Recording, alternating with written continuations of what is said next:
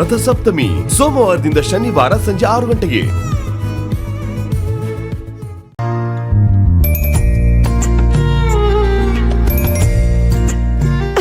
ಅಜ್ಜಿ ಅಜ್ಜಿ ಅಯ್ಯೋ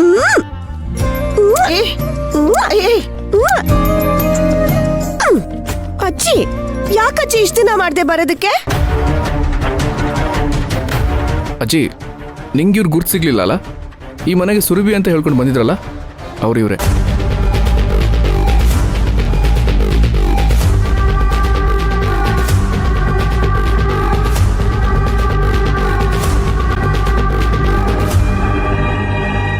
ಬರೀ ಹೆಸರಿಗೆ ಮಾತ್ರ ನನ್ ಸುರಭಿ ಅಲ್ಲ ಅಜ್ಜಿ. ಗೊತ್ತು, ನೀನೇ ಸುರಭಿ ಅಲ್ವಾ? ನಿನ್ ಬಗ್ಗೆ ಇಡೀ ಊರೇ ಮಾತಾಡುತ್ತೆ. ಅದ್ ಹೇಗೆ ನೀನ್ ನನ್ ಸುರಭಿ ಆಗ್ತೀಯ ಅಂತ ನನಗೆ ಗೊತ್ತಾಗ್ತಾ ಇಲ್ಲ. ನಿನ್ಗೆಲ್ಲಾ ವಿಚಾರನೂ ನೆನಪಿದೆ ಅಂತ ಹೇಳ್ತಾರಲ್ಲ, ಅದ್ ನಿಜನಾ? ಹೌದಜ್ಜಿ. ಹಾಗಾದ್ರೆ ನಾನು ನೀನು ಯಾವಾಗ್ಲೂ ಭೇಟಿ ಮಾಡ್ತಾ ಇದ್ದ ಜಾಗ ಯಾವುದು ಅಂತ ಹೇಳ್ತೀಯಾ? ಜಗದಾಂಬೆ ದೇವಸ್ಥಾನ, ಇಲ್ಲಾಂದ್ರೆ ಊರ್ ದಾರಿಲಿರೋ ಅರಳಿಕಟ್ಟೆ.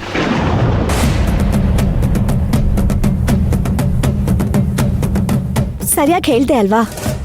ಪರವಾಗಿಲ್ಲ, ನಿನ್ಗೆಲ್ಲ ನೆನಪಿದೆ. ನಾನ್ ನಿನಗೆ ಮುಖ್ಯವಾದ ಒಂದು ವಿಚಾರ ಹೇಳಿದ್ದೆ, ಅದ್ಯಾವುದು ಅಂತ ಹೇಳ್ತೀಯಾ? ಅಜ್ಜಿ, ನಕುಲ್ ಇಲ್ಲೇ ಇದ್ದಾರೆ. ಅಯ್ಯೋ, ಅವನಿಗೆಲ್ಲ ಗೊತ್ತು. ನೀನೇನು ಅವನ ಬಗ್ಗೆ ಯೋಚನೆ ಮಾಡಬೇಡ. ನಿನಗೇನು ಗೊತ್ತಿದೆಯೋ ಅದನ್ನ ಹೇಳು. ಶಿವಾನಿ ತನ್ ಮದ್ವೆ ಆಗೋ ಹುಡುಗ ಹೇಗಿರ್ತಾನೆ ಅಂತ ಅನ್ಕೊಂಡು ಒಂದ್ ಪೇಂಟಿಂಗ್ ಮಾಡಿದ್ಲು. ಆ ಪೇಂಟಿಂಗು ಬೇರೆ ಯಾರ್ದು ಅಲ್ಲ, ಸೂರ್ಯಂದು. ನಿಜಾನಾ?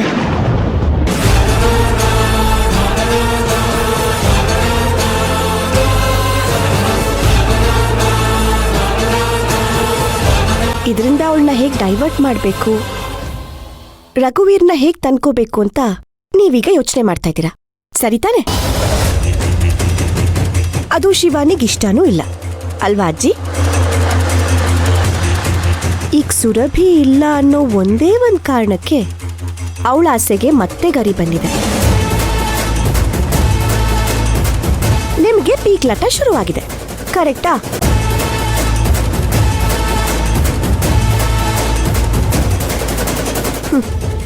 ಈಗ ಅದೇ ಒದ್ದಾಟ ನನ್ನಲ್ಲೂ ಇದೆ ಅಜ್ಜಿ.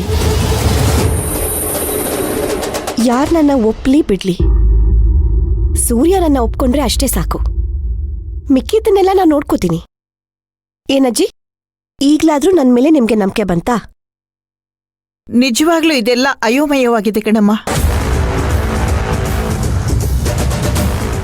ಇದೇನಜ್ಜಿ, ಡಬ್ಬಿ ತಗೊಂಡ್ಬಂದಿದ್ದೀರಾ? ನಮ್ಮ ಅಣ್ಣನಿಗೆ ನನ್ನ ಕೈಯಿಂದ ಮಾಡಿದ ಕೇಸರಿ ಬಾತ್ ಅಂದ್ರೆ ತುಂಬಾ ಇಷ್ಟ, ಅದಕ್ಕೆ ತಗೊಂಡ್ ಬಂದಿದ್ದೀನಿ. ಕೇಸರಿ ಬಾತಿಂದಾನೇ ಅಲ್ವಾ ಅಜ್ಜಿ ನಮ್ಮಿಬ್ರು ಕುಟುಂಬ ದೂರ ಆಗಿತ್ತು?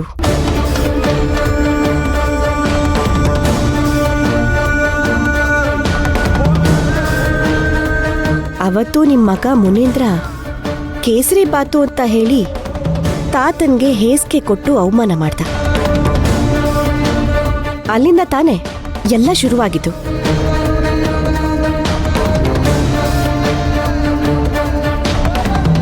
ಇಷ್ಟು ಹಳೆ ವಿಚಾರ ಹೇಗೆ ಗೊತ್ತಾಯ್ತು ಅಂತ ನಿಮ್ ತಲೆಗೆ ಹುಳ ಬಿಟ್ಕೋಬೇಡಿ.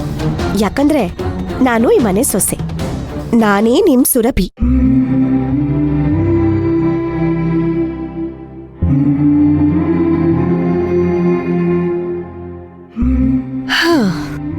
ಇದ್ರ ಬಗ್ಗೆ ಎಷ್ಟು ಮಾತಾಡಿದ್ರು ಅಷ್ಟೇ. ಹೋಗಿ ಅಜ್ಜಿ, ತಾತ ಕೋಣೆಲಿದ್ದಾರೆ. ಹೋಗಿ.